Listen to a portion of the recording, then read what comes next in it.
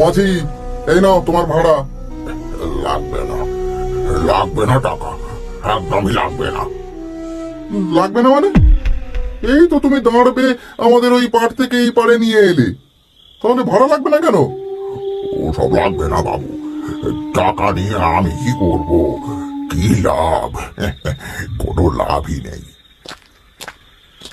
যা বাবা, এই লোকটা ভাড়ার টাকা নিল না, অদ্ভুত তো। অদ্ভুত নয় কল্যাণ, অদ্ভুত নয়। শোকে আঘাতে মানুষ নিজের বোধ বুদ্ধি হারিয়ে ফেলে, শুনেছ তো? তার মানে? বড় দিল খোলা মানুষ ছিল, একমাত্র মেয়েটাই ছিল ওর দুনিয়া। আর আর তারপরেই তারপরে কি কাকা? মানে কি হয়েছিল ওর মেয়ের? সে অনেক বড় কাহিনী কল্যাণ। তা কি কাহিনী বলুন না কাকা, শুনি। আজ থেকে 3 বছর আগের কথা। আমাদের গ্রামের পূর্ব দিকের একচালা ঘরেই রতন মাঝি তার মেয়ে মালাকে নিয়ে থাকতো। বাপ মেয়ের সংসারে অভাব থাকলেও ভালোবাসার অভাব ছিল না কখনো। মালা, ও মালা, কোথায় রে মা? এক ঘটি জল দে না রে। হ্যাঁ,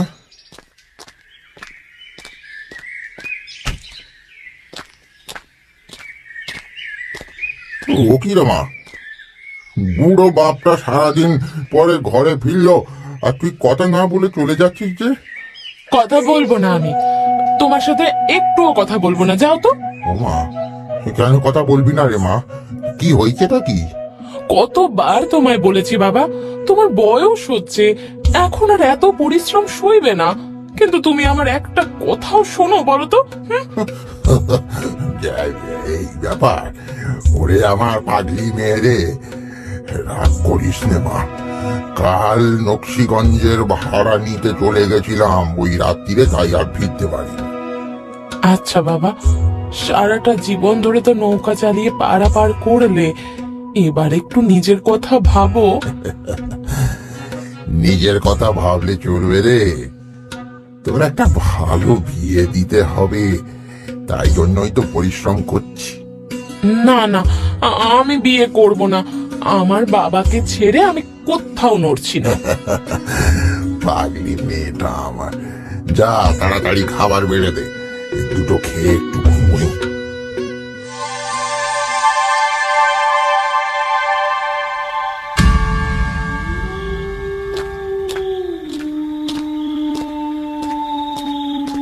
আরে মালা যে, ও মা, এই অন্ধকারে নদীর ঘাটে বসে কি করছিস রে? কে? বিষ্ণু কাকা?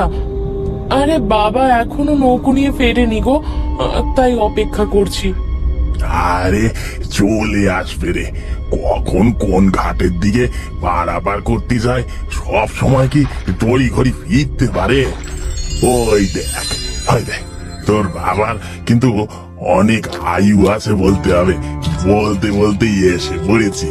আরে বিষ্ণুটা যে, তা তোমরা এখানে কি করছো? দেখলে তো কাকা, বাবার আমার প্রতি কোনো হুঁশই নেই, সারা দিন বাড়ি থাকে না, আর রাতে ফেরে। এই নৌকোটাই আমার শত্রু। ও হে রতন, তোমার তোমার মেয়ে বুঝি ঘরে একা আর ভালো লাগছে না, এবার একখান সুপাত্র দেখে বিয়েটা দিয়েই দাও। এই তো চেষ্টা করছি বিষ্ণুদা গো, দিন রাত তো ওই জন্যই পরিশ্রম করি, যাতে মা মরা মেয়েটাকে ভালো ঘরে বিয়ে দিতে পারি। ধ্যাৎ, তোমাদের কি আর কোনো কথা নেই? হ্যাঁ, ভালো লাগে না, আমি চললাম।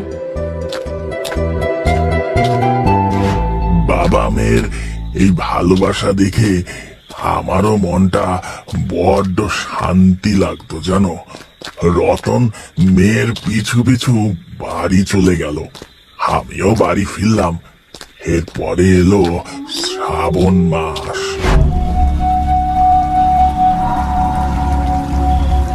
ইস, কি জানি কখন জোরে বৃষ্টি নামবে, এদিকে এদিকে বাবা তো এখনো ফিরলো না।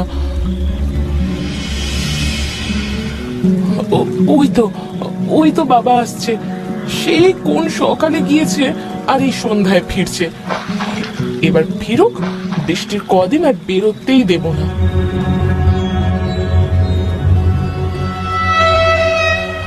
মাঝি, নৌকা ঘোরাও, আমরা হাতিম তলায় যাবো। মাঠ করবেন বাবু, এই রাত্রিবেলা আমি আর নৌকা নিয়ে যেতে পারবো না। যেতে পারবি না মানে? চালাবি না তো নৌকা ঘাটে বেঁধেছিস কেন? এখন কেন বলছেন বাবু? বৃষ্টি বাদলের রাত, তার উপর আমি বুড়ো মানুষ, তাই পারবো না। মাঝি, ভালো মুখে বলছি বলে বেশি চর্বি হচ্ছে, তাই না? শেষবার বলছি, নৌকা ঘোড়া।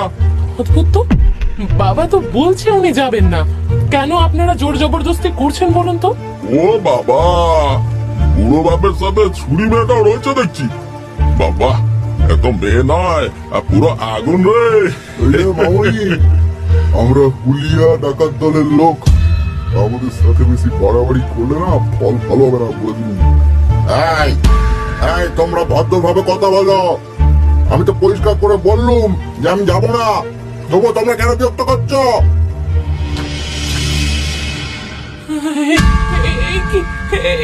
এটা কি করছো বাবা? ছাড়বে তো, ছাড়বে তো তোমার বাবা এবার নৌকা? কি বাজি, ছাড়বে তো? চলো চলো, আমি তোমাদের পৌঁছে দিচ্ছি। দয়া করে আমার মেয়েটাকে ছেড়ে দাও। ওরে দয়া করে কিছু করো না। তোমরা যেখানে বলবে সেখানে আমি নিয়ে যাবো, এই করে দিচ্ছি। ওকে ছেড়ে দাও।